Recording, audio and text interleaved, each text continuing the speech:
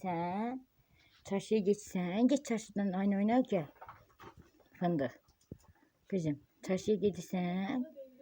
Gitsen çarşıya. Git çarşıdan aynı oynar gel. Ekmeği al. Portakal. Fılı. Ay fılı. Motorla git çarşıya gel. Gidirsen lokum. Çarşıya git gel. Ay fındık. Kata kata git çarşıya gel. Kuzu kupon olurum. Kalk. Kalksın fındık kalksın çarşıya gitsin. Kalk kızım kalk çarşıya git. Gitmişsen. Çarşıya niye gitmişsen motoru sür çarşıya git. Kata kata git çarşı yüzüne tasma da al. Tasmananı. Tasmananı kızım. Tasma da al yüzüne. Porça da al. Keta da al. Satacağım seni. Satırım seni. Çarşıya gitmesen satacağım seni. Yine kupon olmuş. Yeni birine olur kupon olmuş. Ay güzel. İkinci şeyde kupon olur. Benim akıllı kızlarım.